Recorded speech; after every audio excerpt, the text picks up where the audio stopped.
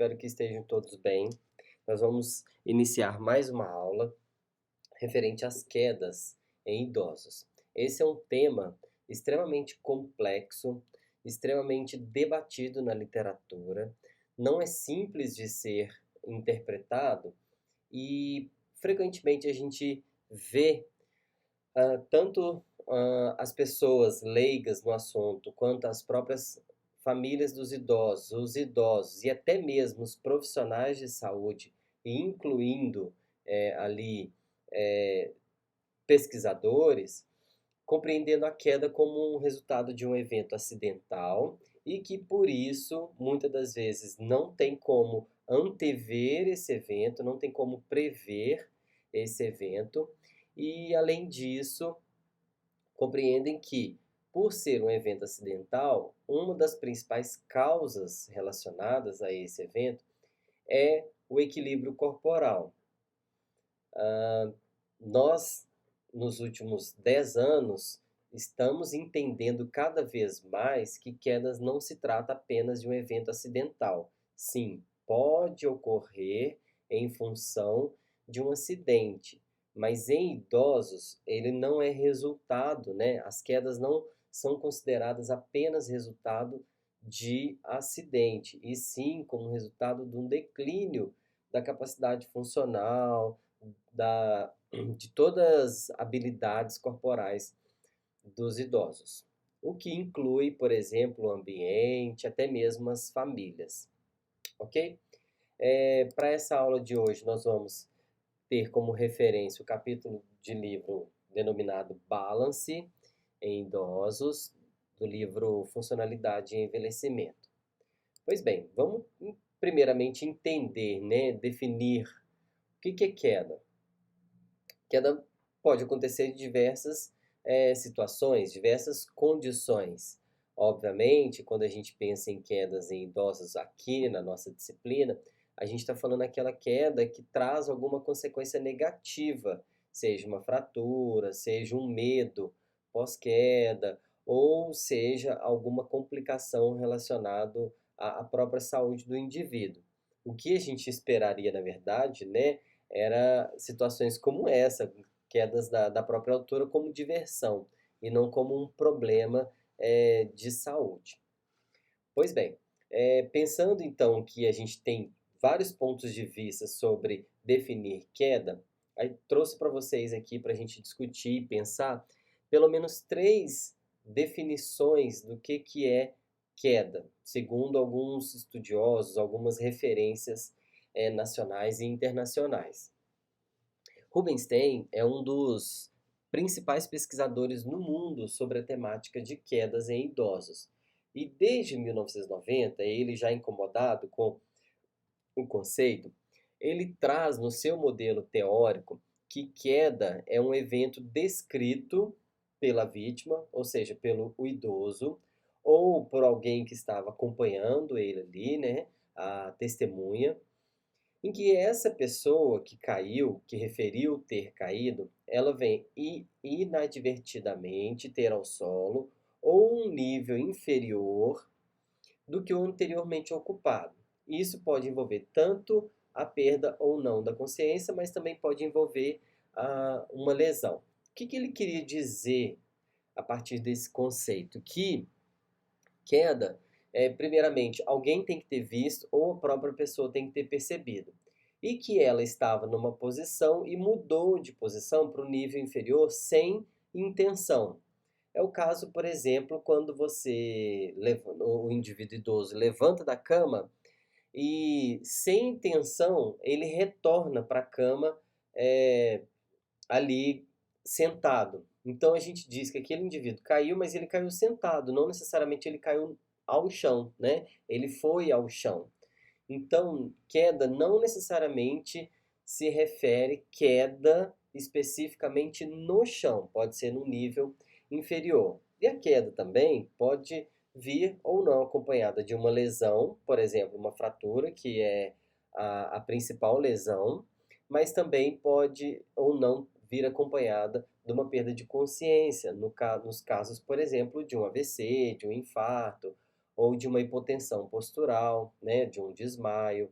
Então, ele trouxe essa definição muito ampla e que permite, então, realizar alguns estudos a partir dessa definição. Um estudo brasileiro traz como definição de queda como sendo um evento não intencional, ou seja, a pessoa não tinha intenção de cair, né? Obviamente. A não ser no caso lá da queda livre do avião, né? É, e que tem como resultado a mudança da posição do indivíduo para o nível mais baixo.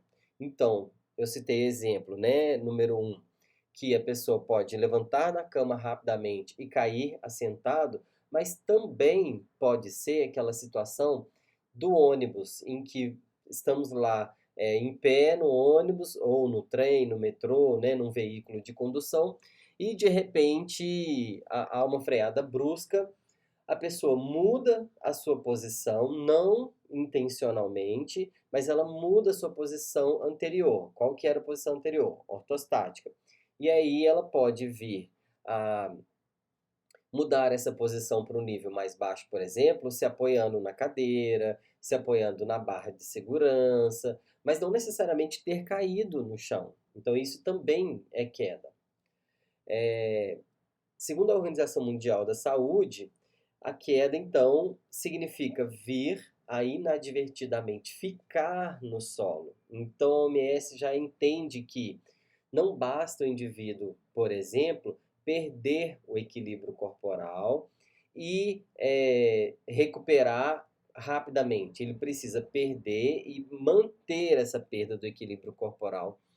E aí ela entende também que pode ser no nível inferior, tanto o chão, quanto a cama, quanto a cadeira, né? Qualquer outro nível inferior comparado à posição anterior do indivíduo.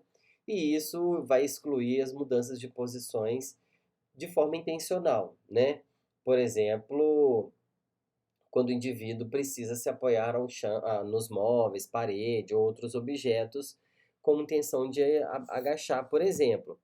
Mas quando não há essa intenção e ele precisa de ficar nesse nível inferior, e a OMS entende que isso é uma queda. Então, por exemplo, o indivíduo estava andando dentro de casa e de repente ele tropeçou, ou ele teve uma tontura, ou ele é, se sentiu mal e ele caiu. Só que ao invés dele cair no chão, ele caiu e se apoiou no sofá, por exemplo.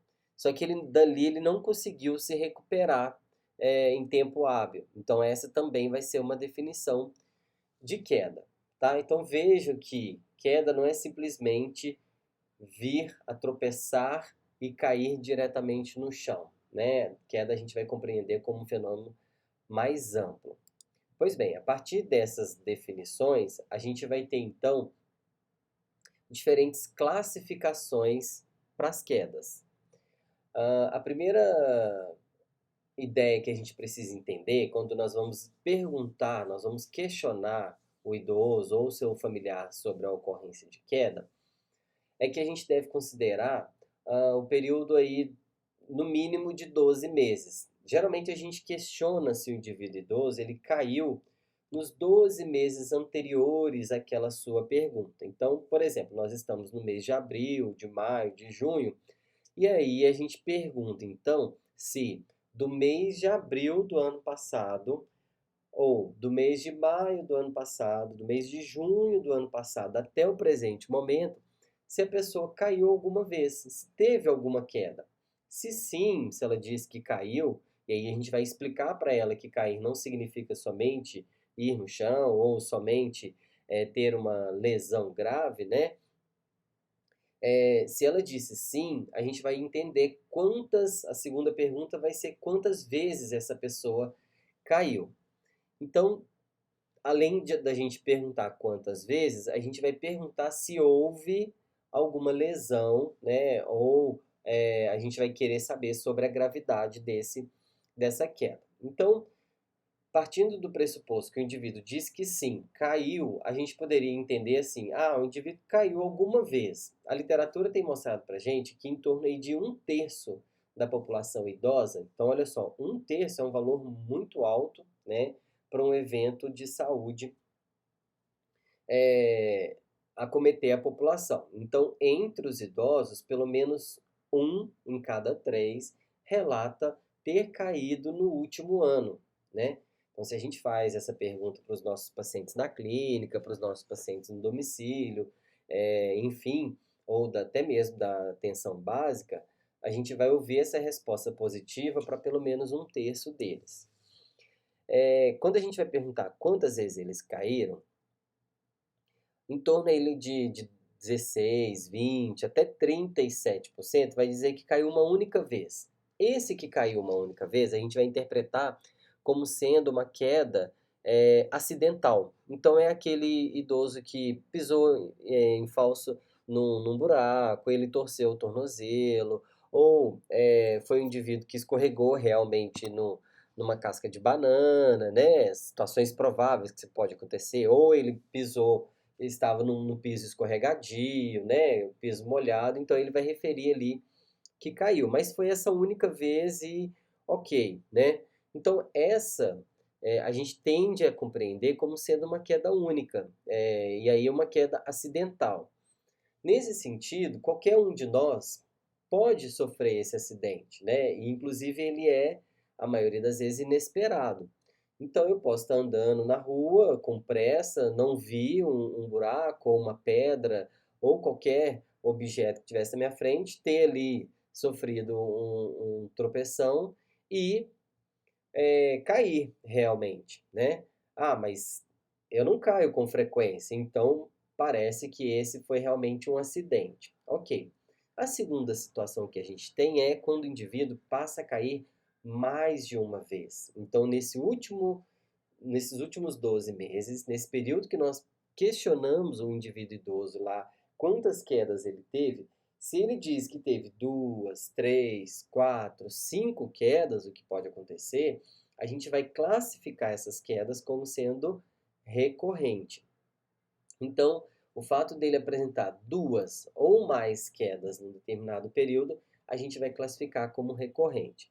E em torno aí de 10, 11% das pessoas referem ter caído mais de uma vez, tá?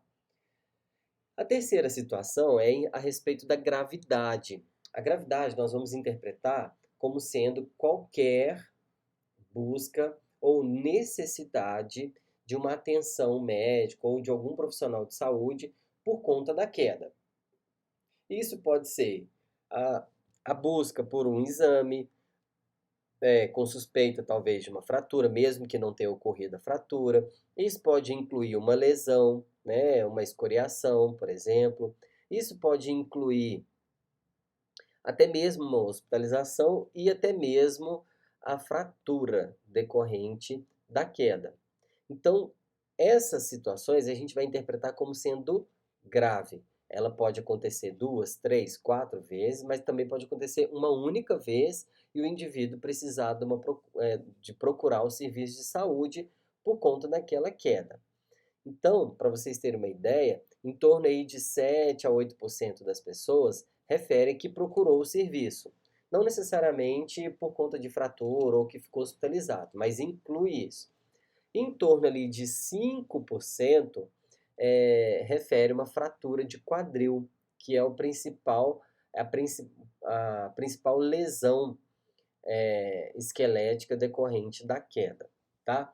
Então, o que que a gente tem como pano de fundo para as quedas aqui, né? Que geralmente ela vai ocorrer no momento de deambulação, né? Em que a pessoa está caminhando, em que as pessoas estão se deslocando de um lugar para outro, e aí a gente vai ter esse evento inesperado, né?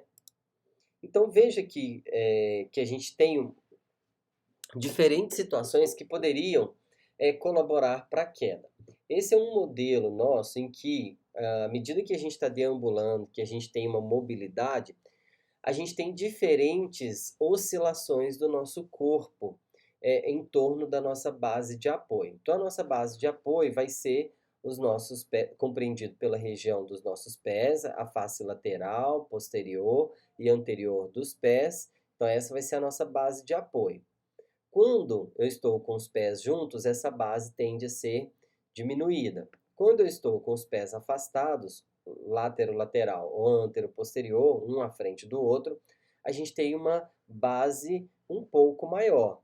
Porém, veja que também sentado eu tenho uma base de sustentação que já não é mais os pés, e sim o próprio assento de onde eu estou assentado. Pode ser da cadeira, pode ser do sofá, né? E aí, nessas diferentes situações, a gente tem a nossa gravidade agindo aqui e a oscilação do nosso corpo. Essa oscilação do nosso corpo vai depender do sistema vestibular, do sistema visual, do sistema proprioceptivo, principalmente de membros inferiores, e até mesmo da composição corporal desse indivíduo. Então, esses diferentes sistemas vão dizer o quanto que esse corpo vai oscilar em torno da base de apoio, né? Que é o que a gente fala de controle motor da mobilidade, por exemplo.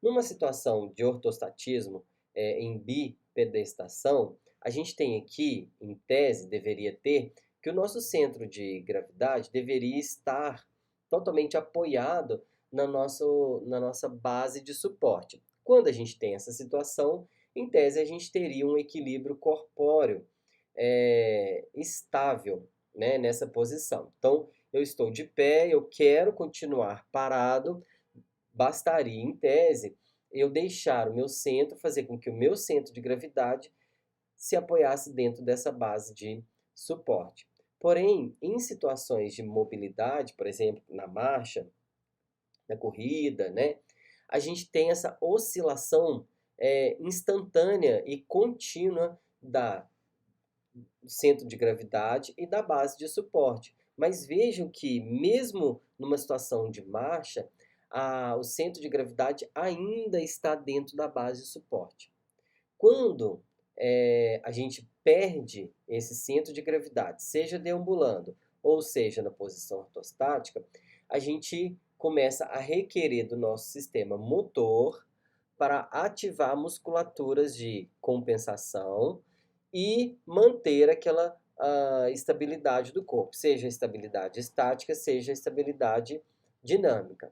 Numa situação em que a gente está sentado ou deitado, por exemplo, a gente requer menos da condição motora dos membros inferiores, menos propriocepção, menos ativação muscular para manter a posição ortostática, a posição de equilíbrio ortostático, né? Seja na posição sentada, em que a gente teria aqui uma base de suporte muito maior, e além disso a gente teria um apoio aqui substituindo ou colaborando na manutenção desse equilíbrio, ok? Então veja que nessas situações aqui a gente tem diferentes momentos para a ocorrência de queda. O que está por trás desses diferentes momentos é a perda do equilíbrio. Só que a perda do equilíbrio nós vamos interpretar não sendo apenas e exclusivamente uma alteração do centro de massa ou centro de gravidade em relação à base de suporte. Por quê? A gente sabe que essa é uma condição essencial para a gente manter a estabilidade do nosso corpo. Entretanto, a gente também depende do nosso sistema vestibular, do nosso sistema visual, do nosso sistema músculo-esquelético. Então, tudo isso vai compor o nosso equilíbrio para dar a estabilidade, tanto a estabilidade dinâmica quanto a estabilidade estática. Nesse sentido, a gente então vai pensar não mais o equilíbrio como sendo algo inerte, como sendo uma condição em que todas as forças deveriam se igualar para manter a posição do indivíduo parado, né, inerte. E sim como um balance, que é o que nós chamamos de equilíbrio corporal, né? Ele é traduzido para o português, o balance, como sendo o equilíbrio corporal. Então, esse balance é frequentemente utilizado para descrever uma função do corpo humano e ele é entendido como uma tarefa motora complexa. Por quê? Ele exige tanto integração sensório, motora e ambiental, o que envolve ali o planejamento, a execução de padrões de movimentos flexíveis para diferentes situações.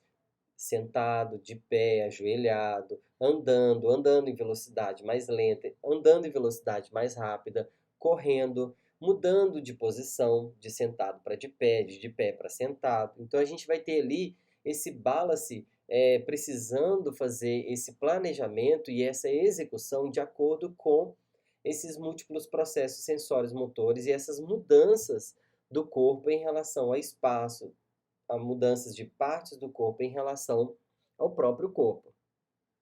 Alguns termos que a gente usa como sendo sinônimos do balance seria a estabilidade, né?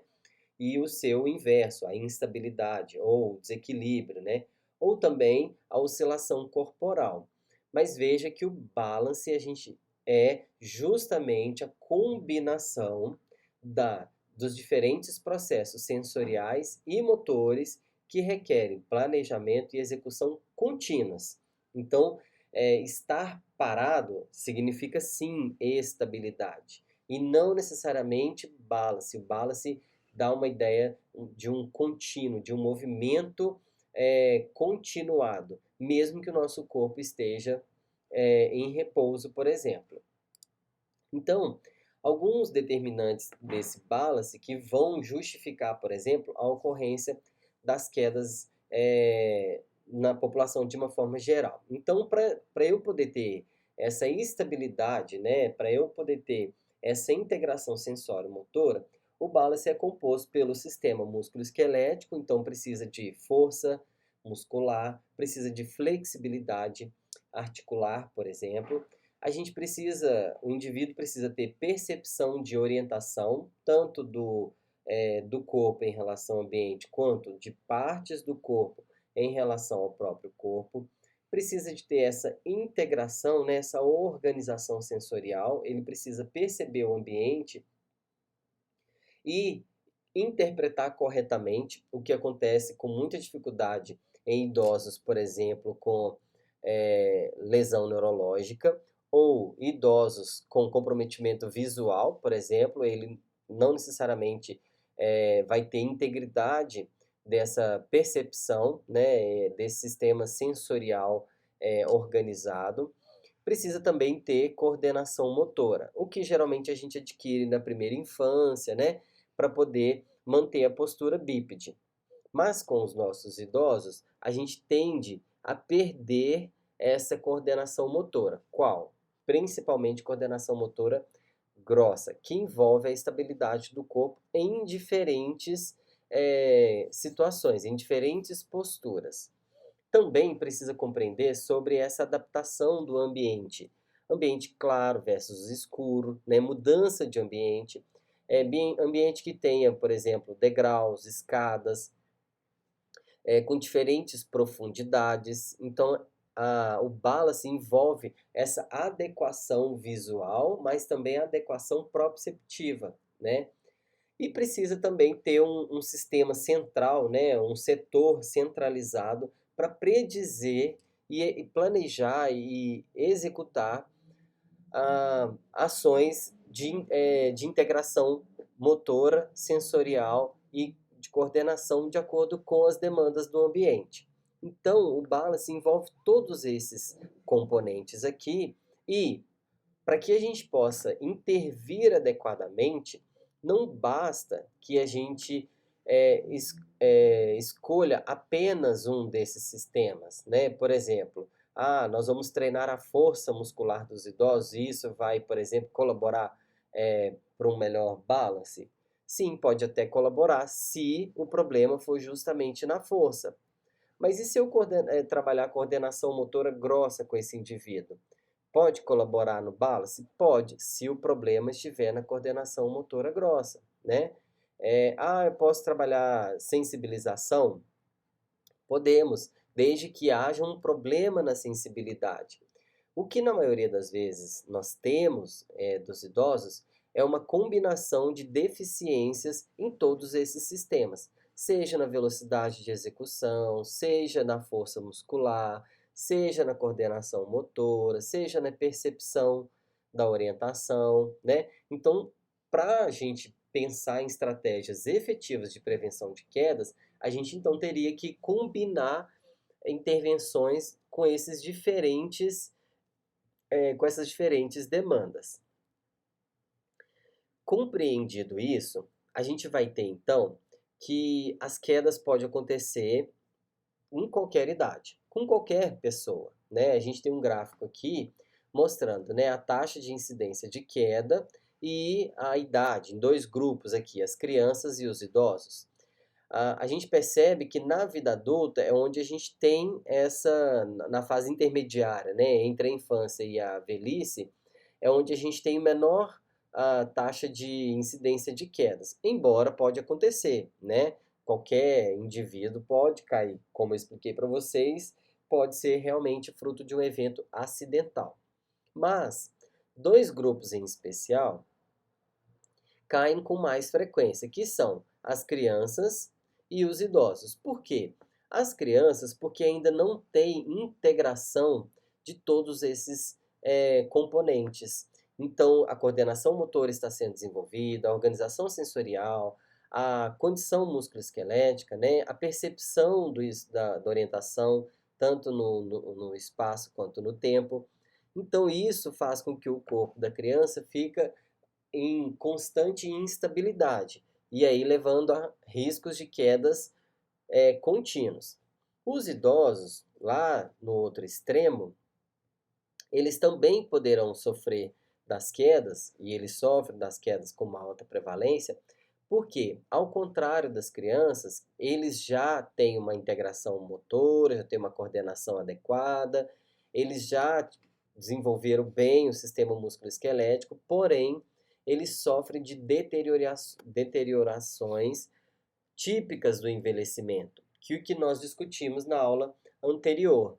Então, essas deteriorações é que vão conduzir esses idosos a terem maior taxa de incidência de quedas, ok? Pois bem, quais são as complicações das quedas então?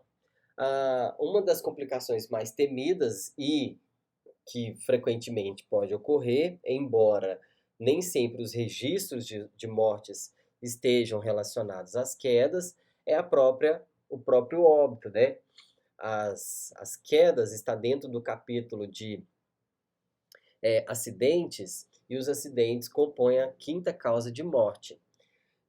Dentro do capítulo de acidentes, as quedas em idosos representam 2/3 desses acidentes.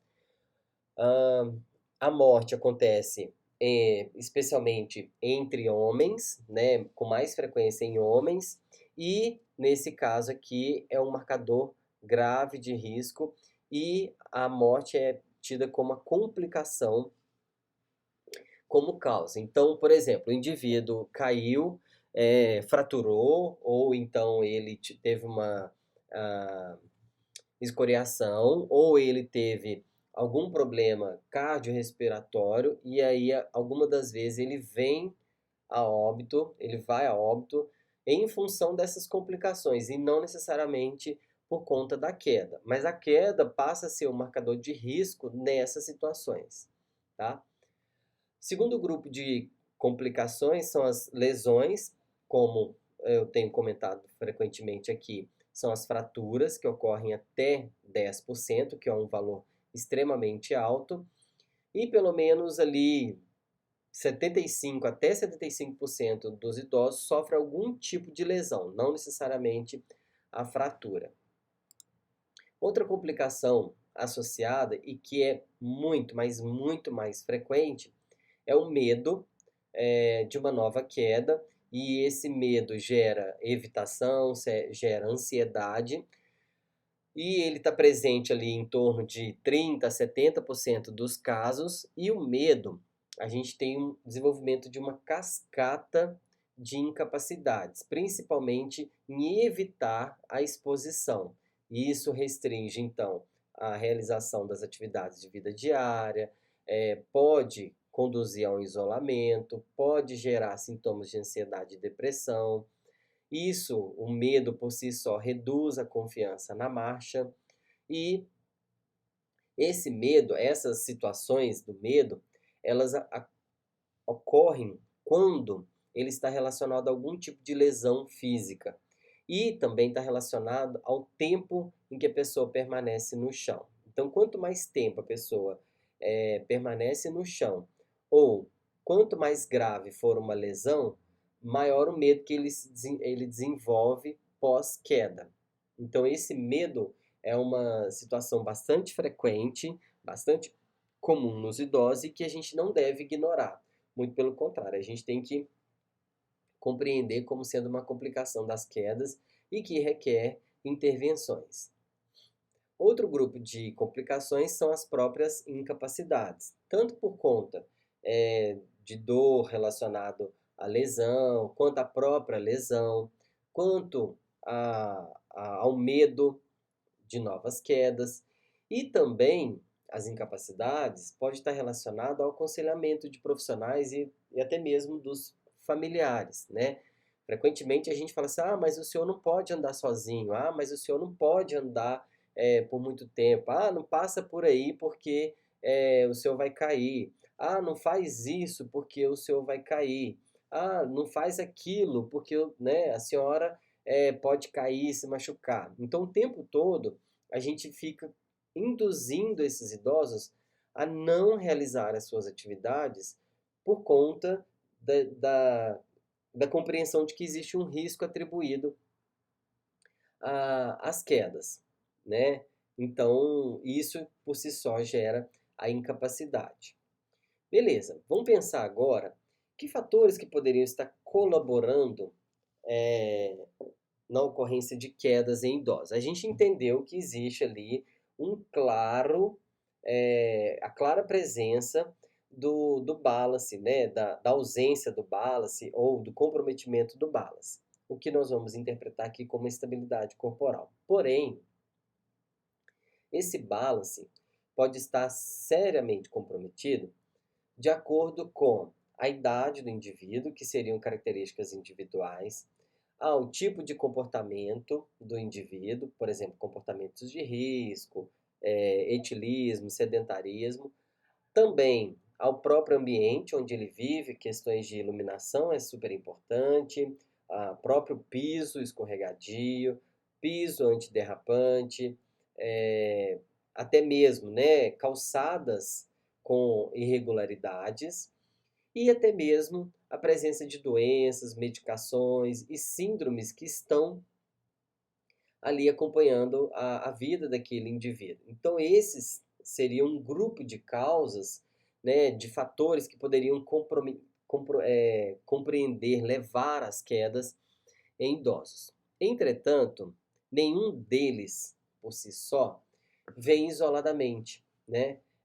Não foi exatamente um comportamento de risco, não foi o cachorro que estava na frente, não foi apenas um problema visual. Na verdade, o que a gente tem é uma combinação desses diferentes fatores, né? Então, o indivíduo já tem um comportamento de risco, um ambiente que não favorece, e além disso, ele tem uma doença ou a própria alteração musculoesquelética relacionada ao envelhecimento, então justifica a ocorrência dessas quedas. Então, ele pode ter 2, 3, 4, 5 dessas situações que vão desencadear essa queda. Então, algumas das causas, né? A primeira delas relacionadas ao envelhecimento, a gente tem então a lentidão nos mecanismos de integração central, a gente discutiu nas alterações biológicas, principalmente a lentidão na velocidade de processamento das informações, a chegada de informações em nível central para o planejamento e posterior execução, ele está lento, e isso faz com que haja um atraso nas respostas, então o evento pode ocorrer. Além de haver essa lentidão, também pode ter uma redução na capacidade de processamento, principalmente em situações em que envolve dividir a atenção. Por exemplo, uma atividade motora e uma atividade cognitiva, uma atividade motora, uma atividade de fala, uma atividade motora, uma atividade de lógica, né? Então, tudo isso faz com que o indivíduo divida a sua atenção e aí coloca ele em situação de risco para a ocorrência de queda. Outra causa seria, por exemplo, o uso de medicamentos. Determinados medicamentos aumentam o risco de quedas. Por exemplo, os psicotrópicos, que eles rebaixam o nível de consciência, e os neurolépticos também, que retardam o processamento e a integração central desses mecanismos, deixando a pessoa um pouco mais letárgica. Essa situação, na presença dessa situação, então, a gente começa a ter riscos aumentados de ocorrência de queda. Outras situações que incluem são algumas doenças específicas, por exemplo, doença de Parkinson, miopatias periféricas, síncope cardiogênica, né, que aí a gente tem a ocorrência da queda imediata. A gente tem também a hidrocefalia de pressão normal, como sendo um grande contribuidor para a ocorrência de quedas em idosos, até mesmo as demências, né, que contribuem muito para a redução da velocidade, processamento de informações, e a própria hipotensão postural, que apesar de não ser o grande vilão, ela também contribui muito para a ocorrência das quedas em idosos. No sistema músculo-esquelético, a gente tem problemas que podem comprometer as quedas, que podem levar às quedas desses idosos. Por exemplo, deficiências na flexibilidade articular e muscular, tais como osteoartrite, sarcopenia, a própria dinapenia, levariam então uma rigidez, uma restrição na amplitude do movimento, o que pode comprometer tanto a postura quanto a marcha. E aí o nosso sistema executivo, né, o nosso sistema que executa toda a potência muscular estando prejudicado, então a gente teria ali uma condição de ocorrência de maior predisposição, né, maior risco de queda. Então esse sistema músculo-esquelético com muita frequência, quando comprometido, é o que vai ser o responsável pelos idosos caírem.